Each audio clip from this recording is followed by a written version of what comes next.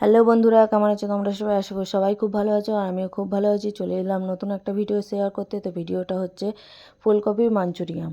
তো কীভাবে বানাচ্ছি তোমরা কিন্তু অবশ্যই দেখে নাও।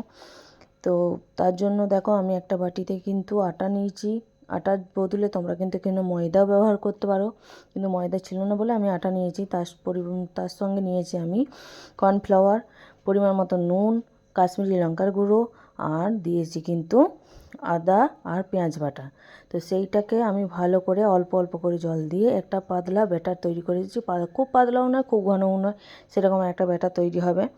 তো সেই ব্যাটারটাতে আমি কিন্তু সেদ্ধ করা ফুলকপি ওর সঙ্গে অ্যাড করছি। যেহেতু আমি ফুলকপিটা সেদ্ধ করেছি সেটা কিন্তু আমি তোমাদের সঙ্গে দেখাইনি। তো সেই ফুলকপিটা তোমরা কিন্তু অবশ্যই নুন দিয়ে জল দিয়ে সেদ্ধ করে নেবে।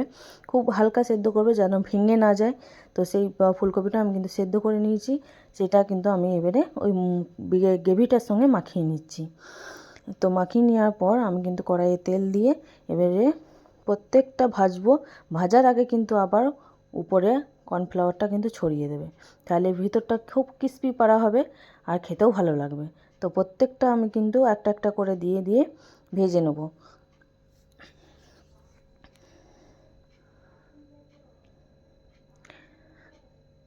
তো দেখো সব কটা জিনিস আমার দেওয়া হয়ে গেছে, কিন্তু সবই দেওয়া হয়নি, আমাকে আবার আরেকবার ভাজতে হবে। কিন্তু যতটা হয়েছে ততটা দিয়ে দিয়েছি। দিয়ে প্রত্যেকটা দেখো লাল লাল করে ভেজে নিচ্ছি আমি। তো দেখো আমি সব ভাজা মোটামুটি হয়েই গেছে। দেখো আমি সব তুলে নিয়েছি। তো এরপর আমি যেটা করব সেটাও করব, একটা সস বানাবো। তো সসটা বানানোর জন্য বাটিতে আমি এক চামচ ভিনিগার, 1 চামচ সয়া সস, 1 চামচ চিলি সস আর নিচ্ছি 4 চামচ তোমার টমেটো সস। সেইটাকে ভালো করে মিক্সড করে নেব।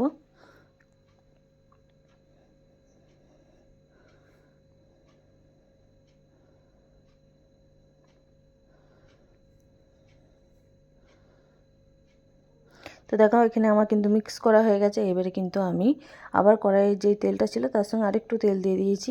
তারপরে আমি দিয়ে দিয়েছি আদা কুচি, রসুন কুচি আর পেঁয়াজ কুচি।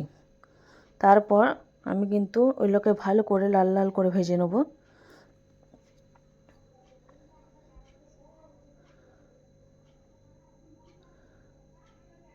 তো লাল লাল করে ভেজে নেওয়ার পর দেখো এখানে আমি দিয়ে দিয়েছি টমেটোর যেই সসটা গুলে রেখেছিলাম সেই সসটা। তার সঙ্গে দিচ্ছি আমি কাশ্মীরি লঙ্কার গুঁড়ো।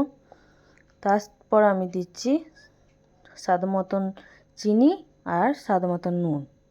তারপরে আমি দেবো লঙ্কা কুচি।